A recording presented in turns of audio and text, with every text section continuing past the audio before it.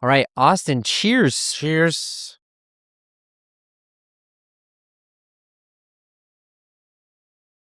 This is nice.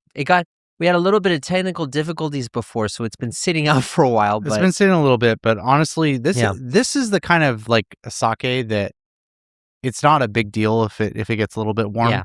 Yeah. Right? This has got like a nice flavor to Yeah. it. So Yeah, we have the this is the Sotenden Crescent. I Yeah. don't know, or Tokubetsu Junmai. So this is nice. Yeah. I wish I could Kura Tenden. No, Sotenden. So it's like yeah. Got it. Yeah, so Sotenden. man, Nice. it reminds me so there's this daiginjo Mm-hmm. from Kobe Okay. that's like for 1,000 yen in Family Mart Yeah. right now.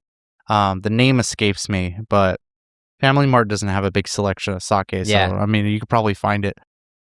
It's really good. Really? It's really good. Really? What does the label look like? It's a white label. It's got the name of it, and it's got a bunch of English on it also. Okay. Yeah.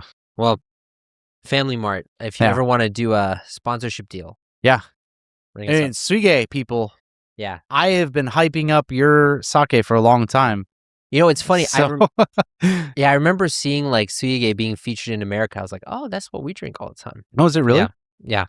Telling you, man, it's the working man sake. It is. It is good. Drunken whale. Yeah. But today, I forget, are we going to talk about homeschooling or about the humility? Oh, sorry, humility first. We're going to talk about humility first. Okay. Yeah. So I wanted to talk to you, Austin, about the Kenso no Bunka in Japan. Mhm. Because, you know, I have so many students who are like, oh, my English is really poor. My English is so bad.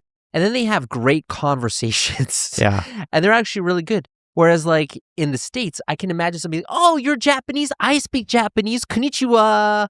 And then, it's great. What else can you say? Nothing. Yeah. Yeah. No, you know, this is going to just be completely out of left field. Yeah.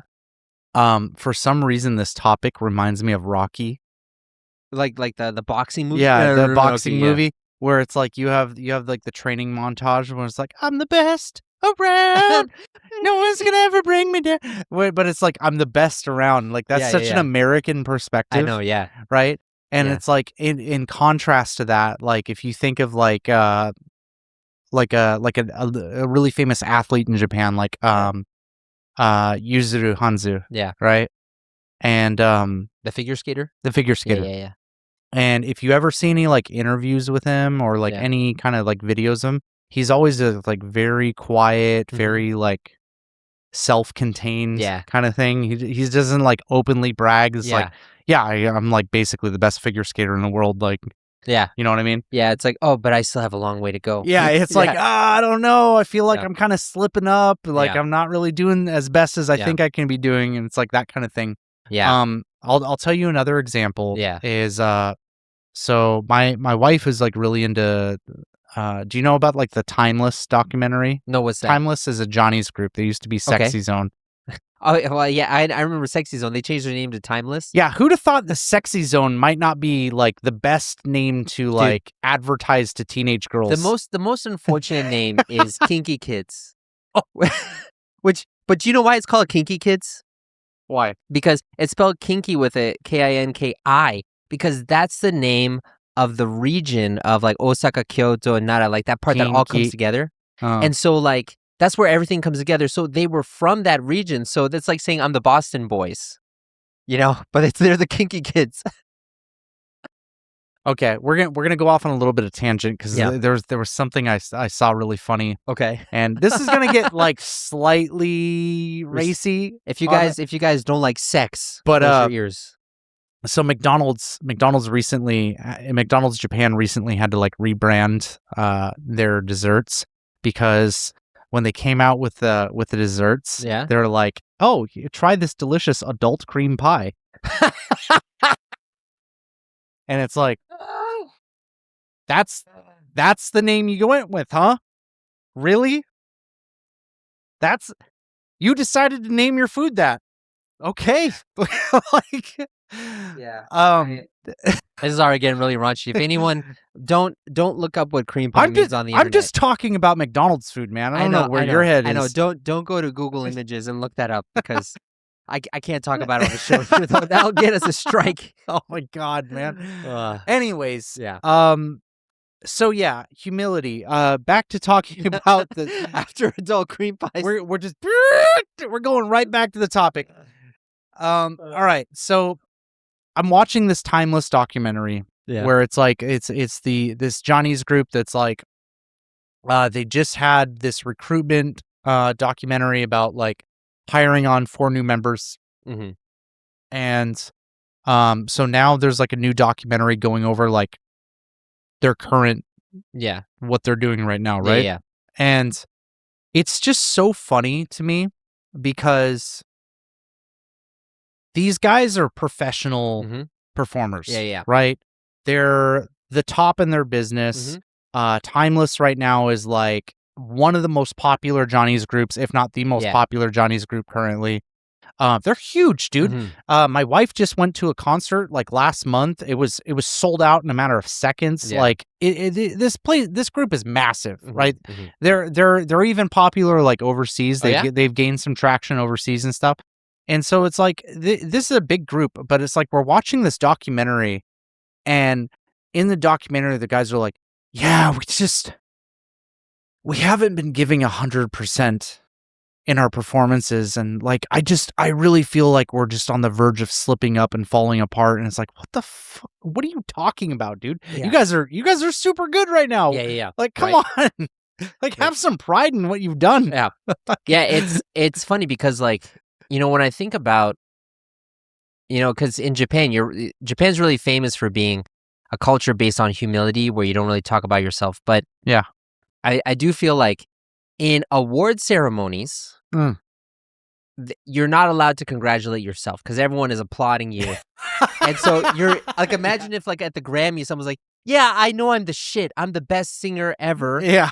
And I did that because I busted my ass off. Thank you, bye. People be like, "What's going on?" You know? Yeah. So always like, "I thank you, God, for being naked on TV." And like, but so at that time, it's really important to be humble. And actually, what was it? This is going to be on a tangent.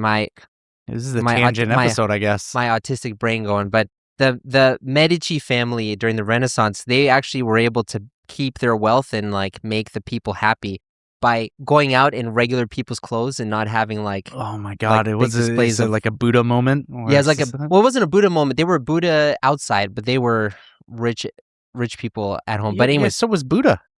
Oh yeah, he was. Yeah, he was super rich. Yeah, his mom financed his travel. So like, sorry, we just got all the Buddhists angry. Oh, but probably. Yeah, but no. So you have those times, but like I remember, around my wedding, I told my dad to give a speech about his like feelings of us getting married and stuff. Yeah, and not me marrying my dad. I was marrying Natsumi. But, oh yeah, thank you for clarifying that, man. I needed that. Yeah, but I remember her dad was like complimenting me a ton, being like, he is such like a man's man, and he is really full of responsibility, full of like, he's American but full of Japanese spirit, and saying all these nice things about me. And my dad couldn't really understand that. Yeah. And then my dad, when it's time for him to speak about the marriage, he just talks about how he's so proud of me for 5 minutes in front of the whole room. He's like, "Yeah, I'm so proud of how Arthur has become such a great man. My son's the best." Not to humbly brag, but, you know, I think he might be probably the best person that's ever married someone. Yeah, but it was funny because, like, at the end, I was like, "Dad, why'd you do that?" And he's like, "What? You didn't tell me what to say." But it just shows you how kind of, like, the culture is so different, you know? Yeah. So, like, first of all, let's talk about how you feel about, you know, I think Japanese people are overly humble, and people in the States tend to be overly like bragging or overly proud, or like they tend to like be really into their stuff a lot. Yeah. Like how do you feel about that living? Like how do you feel about that living in Japan? You know, I have struggled personally because I am, at the end of the day, when it comes to expressing myself, I'm a showman. Yeah. And part of the territory that comes with that is I brag a lot. Yeah. And it's gotten me into hot water, especially here in Japan a lot, because it's a very isolating thing to do. Because like once you put yourself up like on this pedestal and be like, look how awesome I am, look at all these things. Can you talk to me? Hey guys, if you've watched this far, you're gonna love our Austin and Arthur friends. In the Austin and Arthur friends, you're going to really improve your English listening, and I mean a lot. As a friend of ours, you will get each episode ahead of time with no ads, so you can watch before anyone else. But not just that, you can ask us questions or leave comments, and we will make a special video each week answering questions and responding to comments. These videos will not be released publicly. They are for friends, members only. It's a great way for you to ask our opinions directly and for us to respond directly. You'll also get listening practice questions and answers that you can check. Answers are for friends, members only. Oh, and anaume mondai mo desu ne. So you can check your listening. But not just that, for each episode, you'll get a list of native phrases we said from the video, along with practice sentences and pronunciation practice to help your speaking as well. You'll also get access to a members-only community where you can talk with us, the both of us. Mainly me, right? No, definitely not. This is a great way to support our show, but also get closer to us and improve your English as well. For more information, click on the link in the description box, the gayorang, or go to our website, austinandarthur.com. Because like once you put yourself up like on this pedestal and be like, look how awesome I am, look at all these things. Can you talk to me a little bit about how you say you're a showman? Because I think I understand, but I want to make sure we're clear. Yeah, so like when I'm having a conversation with somebody, I tend to focus on things that I've done. Okay. And I talk about that, my experiences. Like everything in my conversations always like through the lens of my experience. And I mean, at the end of the day, it's like a really selfish perspective in life. Like God, what are we transitioning into a therapy session? But I really struggle with seeing other people's perspectives. Yeah. Like that's something that I personally struggle with, right? You don't say. That's a shocker. Yeah, I know, right? And I think that one of the qualities that showing humility and being humble is I think it does allow you to put yourself in the other person's shoes, you know, because you have that humility, displayed in people being like, oh, I'm not that great. Like, I can't really speak English, but I think that manifests into other parts of people's lives where it's like they cut people slack a lot more, whereas I feel like I don't. Yeah. Right. Yeah. I am a lot more judgmental because of the standard that I hold to myself. I also project that on other people. Yeah. Yeah. It's funny because I remember this was at my son's previous kindergarten. He was a different one now. And he didn't change because of this. But I remember they had to do a play of the Three Little Pigs and the Big Bad Wolf. Yeah. And the original story is either the wolf falls in from the chimney into the pot, and either he escapes or they eat him. It's one of those things. Either way, the wolf loses, he goes away. Yeah. The threat is gone. But in this play, the rendition that they did is they had one of the pigs go up to the wolf and say, "Wolf, why do you have to be so mean? Why can't we all just be friends?" And then the wolf was like, "I don't know. Maybe we could be friends." And then they all became friends at the end. And they all hung out so with each other. lame. That story sucks. No, but the point that I want to try to make is like everything, a lot of things you see in Japan is about group dynamics and group harmony. And so you want to be polite. And one of the reasons why you want to be polite is you want to maintain that harmony. You don't want to be the nail that sticks up, right? Yep. And I think that's nice, but I also think that what that does is it really holds the floor higher but the ceiling never gets really hit because you don't have individuals excelling in there. Because everyone wants to be friends. Everyone wants to be the same thing. I'll give you a really good personal example of kind of what you're saying. Just in my teaching career. Yeah. In my past, is not currently. In my past, I tend to work a lot more with Japanese teachers when we're collaborating on what, like a curriculum or lesson plans for classes. I don't really work with the international side, and one of my frustrations that I have in my profession is a lot of people tend to not speak up about things, right? And I think this, once again, this kind of goes with the kind of whole humility thing that a lot of people have here in Japan, where it's just like, oh, well, I think I know how we should do this, but this other person seems to be really set in what they want to do, so I'm not gonna say anything. And then what that leads to is it actually screws everybody over. Yeah. Because here's what happens. Let's say we have a group of 6 teachers that are in charge of the curriculum for English for junior high. Yeah. Right? One of these teachers tends to be very by the book, old school English or Japanese English teacher, right? And then maybe you have like 1 or 2 foreign teachers like myself, and then maybe you have a couple other Japanese teachers who are in charge of teaching like grammar or something, right? And basically, in an ideal world, all of these teachers are working together. It's like, okay, you're covering this in your class. I'm going to cover this in my class. You're going to build this grammar. I'm going to focus on production.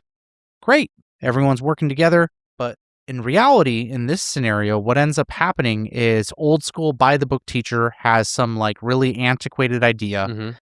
And a lot of other teachers, particularly younger teachers who are in their 20s, who have gone through college and especially educational training, like up-to-date training here in Japan, all these are new methods and stuff that the teacher from like 30 years ago doesn't know because they've been out of the education scene. They never say anything, right? And, you know, if I speak up in that situation, it creates conflict because, you know, the reality is I'm an outsider, right? I'm an outsider coming into the education system, and although I'm like a full-fledged teacher, it's like there's a lot of just let the gaijin do what they're going to do in their class, right? I'm going to stick to what I'm doing. But then there's not a lot of communication on the Japanese side of like, you know, younger teacher talking to older teacher like, well, I don't know. I recently just got out of college and I got my master's degree and I know exactly what we should be doing. But because you are kind of strong-willed on this situation, I'm not going to say anything. Yeah. Right? Yeah. I see a lot of that. You know, it's funny you mentioned that because I saw this. There's this book that I started reading and then I stopped reading because I'm lazy. But let me see if I can find it. Okay, so let me just let's see if I can find this. Oops, I cannot find that. Never mind. So, okay. There's this let me see if I can find it again. Oh, dang it. This is... Let's see if I can find this. One more time. Let's see if I can find this.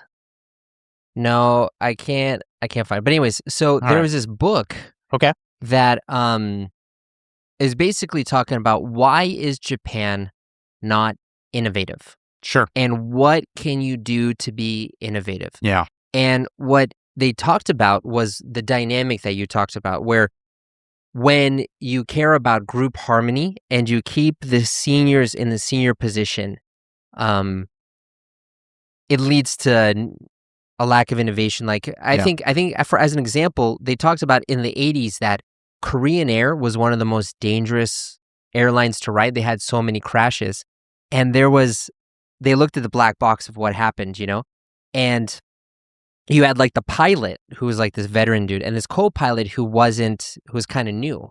But he had better training, and they had right? and he probably had better training. Yeah. And no, there's two co-pilots. That makes it even worse. Okay. Because one of them said, hey, maybe it would be a good idea to do this. And then the main pilot's like, nah, I got it. I got it. He's like, yeah, but it's kind of dark. Don't you think we should do this? It's like, no. I've done this a million times. It's fine. And the other person had the same training, was silent the whole time. Yeah. And what ended up happening is the guy crashed the plane into the ground and everyone died. Yeah. Yeah, exactly. And right. Yeah, so it's about this like this humility. On one side, it's great because it creates a lot of like peace and group cohesion. So when you can work as a group, it's good. But when you need to have real change happening, it doesn't work. And the thing that's really tough is that the masses are dumb. People are not dumb, but the group of people as a collective are dumb. We're quoting some Men in Black right here. I'm actually a person is smart, but people are dumb, panicking animals. Well, is that what the line is? Yeah. Okay. Yeah. No, I remember like, because that's what the Nazis did in Germany to try to get power. They had Hitler's face and then just single word slogans because they knew that simple messages work, because the brain of the hive mind is so low, and you can't have decent discussions unless there's one person willing to like take charge, which you can't have if you have humility. I think there's a time and a place for humility. Yeah. Like, I think we've really highlighted some like really core issues with society here in Japan because of humility. Yeah. I think that a lot of power harassment and a lot of harassment problems come out. I mean, I'm not going to try and victim blame, but I think that these problems get made bigger problems because people don't speak up. Yeah. Right. And even if it's not a harassment problem, I think there are some people who are, I don't want to use the term afraid, but it really kind of is afraid to like go against the grain and be like, I don't think we should do this. Yeah. I think we should go this way. Yeah. Right. You also see the opposite problem happening in the US though. Right. There's a really famous saying, too many chiefs, not enough Indians. I've never heard of that before, but it makes sense. Are you kidding me? Dude, I'm from Germany. No, you really are not American. How do you not know that saying? Well, I'm not from the fucking West. I grew up in like New England. I'm not from the fucking West. I'm from Boston. The Indians were like almost all dead by the time we got there. We didn't have to fend them off. But yeah, so the saying "too many chiefs, not enough Indians," it's kind of actually an offensive term, I guess, if you think about it. But whatever. The point is, there's too many people trying to take charge and push into a direction, and not enough people willing to support an idea. Yeah. Right. And you get the same problem in the U.S. where every single freaking person needs to have their little input on the thing, and it's like, well, that's a nice idea, but I think we should do this. Yeah, Well, a lot of times they won't even say, "I think that's a nice idea." They'll be like, "No, we should do this instead." Why would you do it that way? Right. Like it's funny because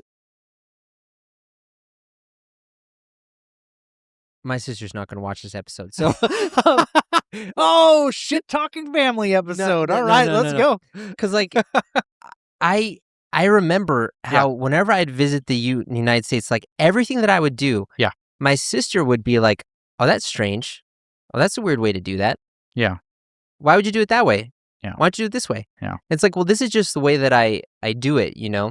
And it's not just her, but it's in general. People are like, "Why would you do? You have to do things this way. Do it the right way. You should do it this way." Yeah. Like correcting your behavior. Yeah.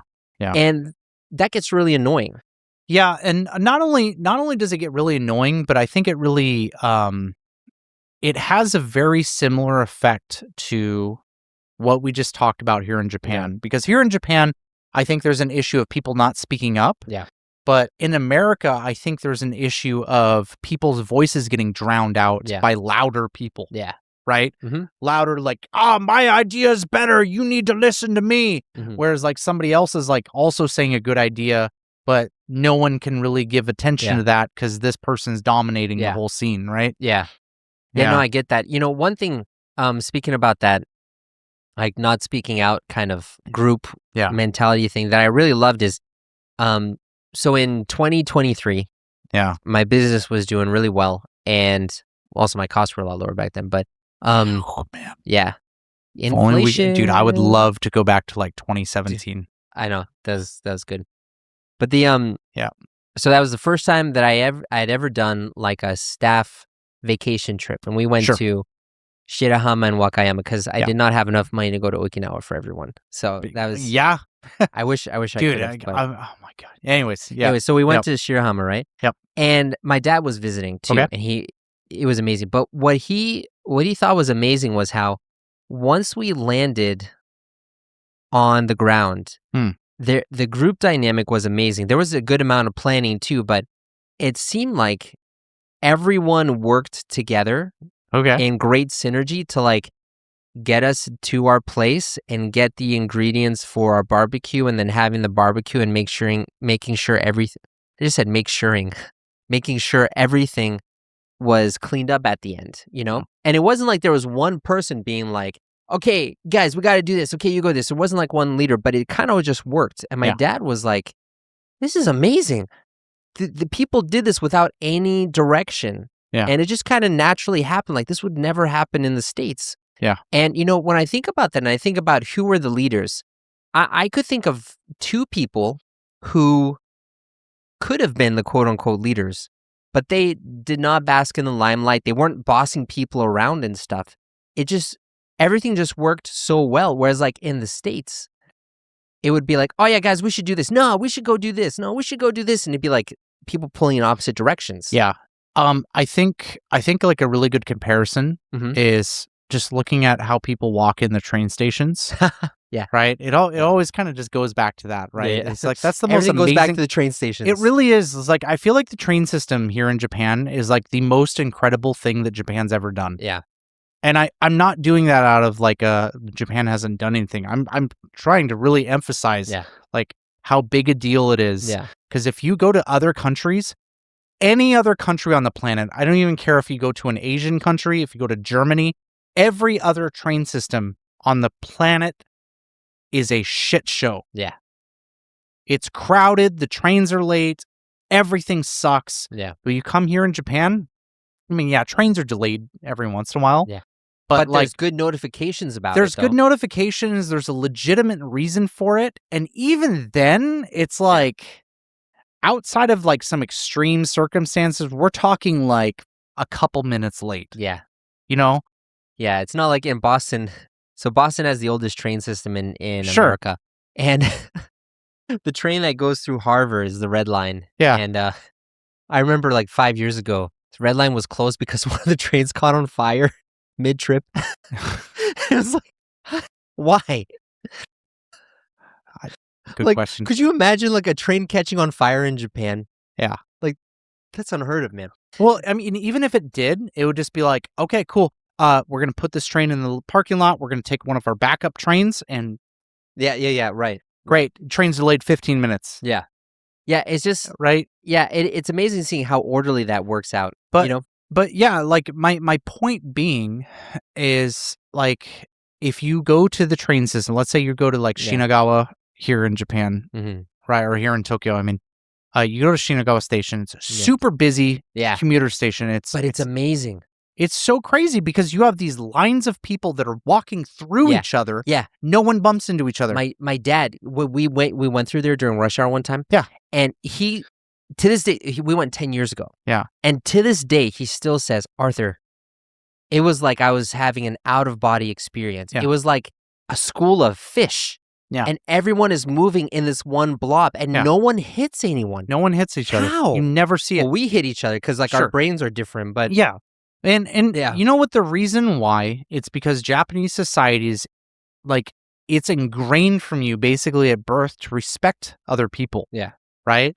And so I always joke that I think that people here are not aware of their surroundings. Yeah. And I think as an American, I think people get hit by cars and like people are they just walk into like dangerous situations here in Japan all the time. And I'm just like, are you dumb?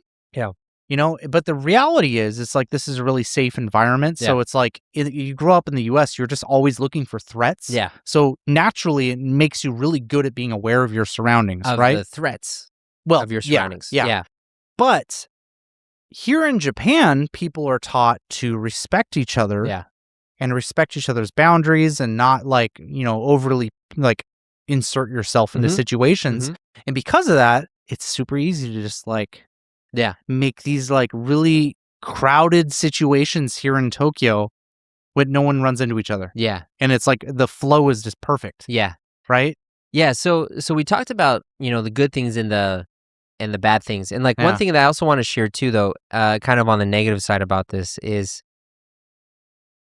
this kind of like lack of pride and being more humble and Yeah. like kind of reading the room and kind of adjusting yourself to the tone of the room and stuff. Yeah.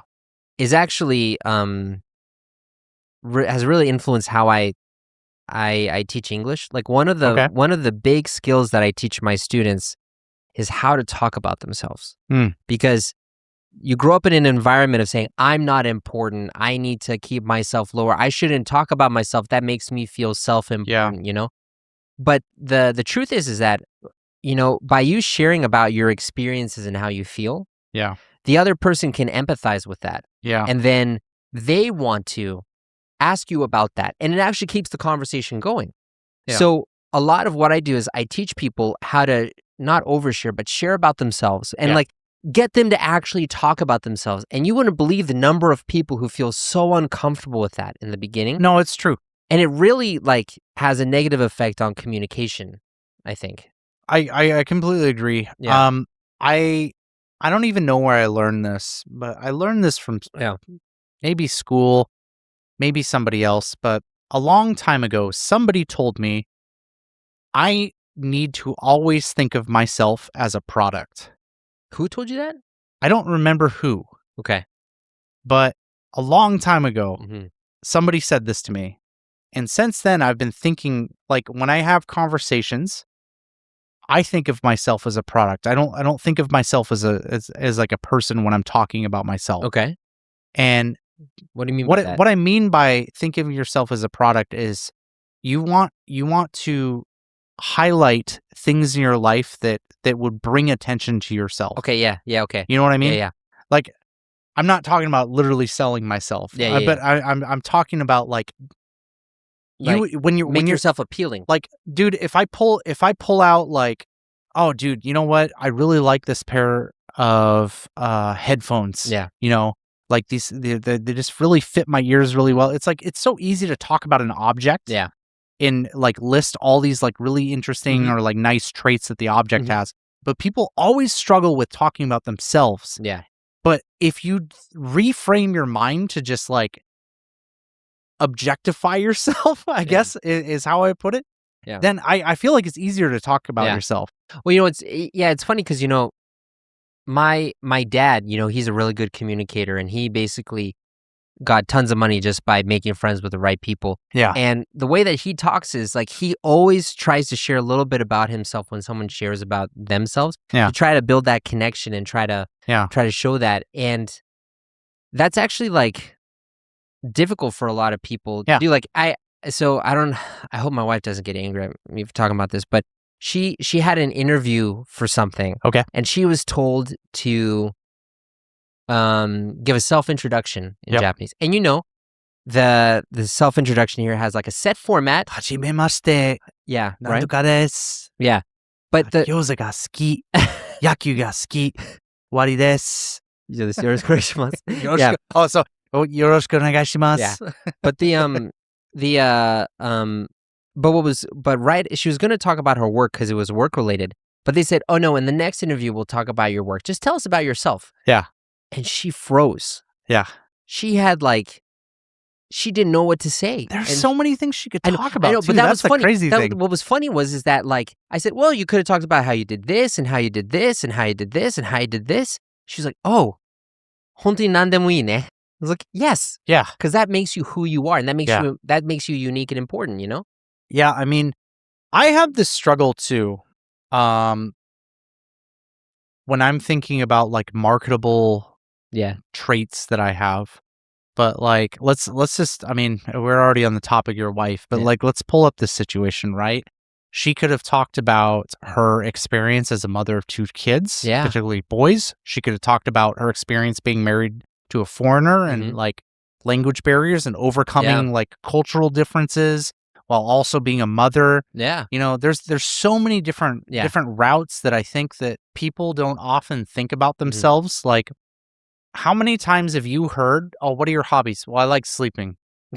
Yes. Yeah. What are we doing? Yeah. What are we doing? I like eating good food. Like, It's like, who doesn't like eating good food? That means you're a human. Yeah.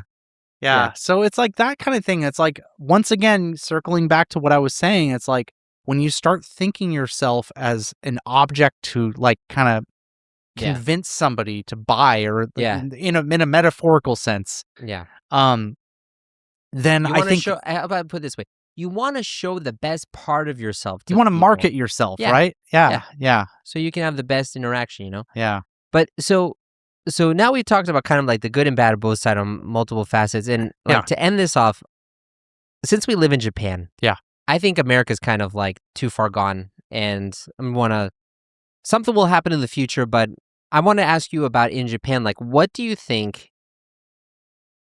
would be an ideal mixing of the two so that you have the best of both and none of the bad stuff? Well, I mean, here's the thing. I think a lot of what makes Japanese society great is the humility aspect. Yeah. I think that is something that is very unique to Japan. I think people coming, I mean, we've talked about this before, people coming here, it's pretty much almost impossible to come to Japan and have a bad hospitality experience. Yeah. Right? There can be some like misconceptions, like, sure, but like if you come here understanding what the culture is going to give you and provide you, it's pretty much impossible to come here and have a bad hospitality experience, right? And a lot of that comes from the humility aspect of it. But the problem is, you have a lot of the societal problems here in Japan come from the fact that people do not speak up. Yeah. Right? So in a perfect world, I think we have people respecting each other. Yeah. But also just not putting up with bullshit. Yeah. Just be like, hey, look, this is not something I'm okay with in terms of like a harassment situation.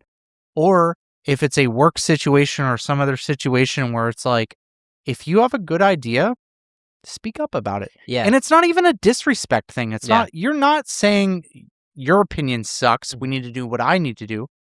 The boss of the situation, like the senior person who maybe doesn't have like up-to-date experience, like the young people, might just be so afraid of like, I don't know what I'm doing here, so I guess we're just going to fall back and do what I've done in the past. Right?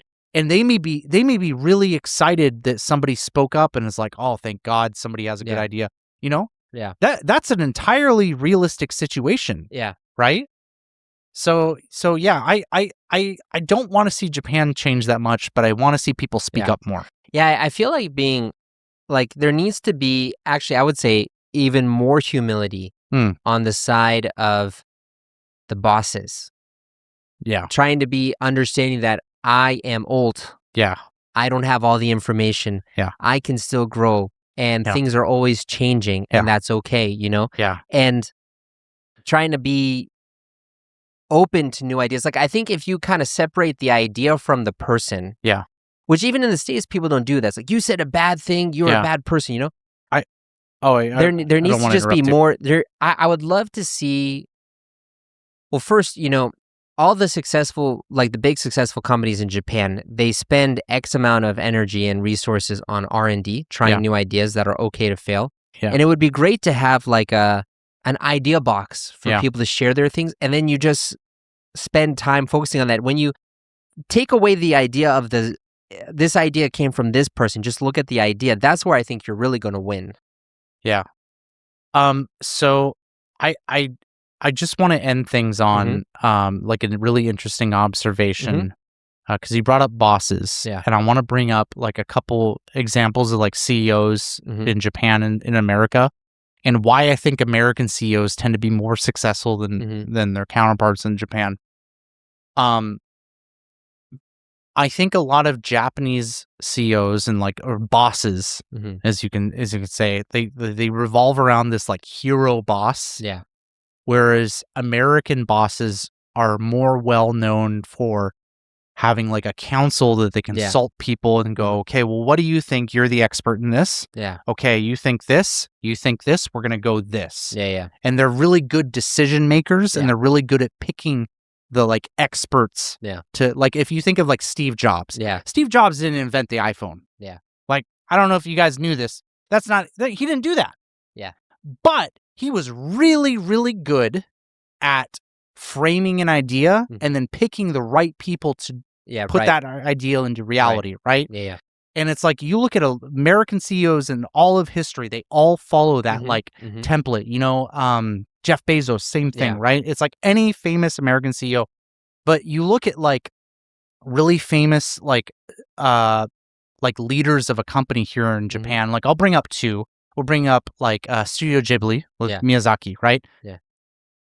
Do people talk about Studio Ghibli or do they talk about Miyazaki? Yeah, Miyazaki. They talk about him, right? Yeah. That guy is the face and identity of that business, right? Do you know Hideo Kojima? Yeah, Hideo Kojima, yeah. Yeah. The video game guy. Yeah, so he's huge. Yeah. And that guy's a genius. I love that guy. But he is the center of everything around him. Yeah, yeah. Right? And I'm not saying that these guys don't get help from people below them, but it's like there's this like hero mentality that I think a lot of companies have in Japan. And I think it really holds them back. What's the seniority complex that you have here, right? Yeah. Yeah. Well, I'd love to hear what you guys think about this. I mean, Austin and I, we just kind of were talking out of our butts for a while. And we do that. If you want to say, Austin, you're wrong. And then Arthur, you're never wrong. I agree with everything you say. That never happens. I know. Most of the comments are like, Austin, I totally agree with Austin. I love you, Austin, but you have dandruff. So gross. Stop putting those messages in. God, it's so obnoxious. Yeah, maybe you could fix your dandruff, man. No, anyways, dry skin, man. It's okay. I love you too. This is how we express love in the United States. It's true. All right, man. I'll see you next time. All right, see ya. All right, let's do a pose for the thumbnail. So this is going to be about seniority and humility. So I'll be like here. Let me move the mic out of the way. Actually, can you move your mic?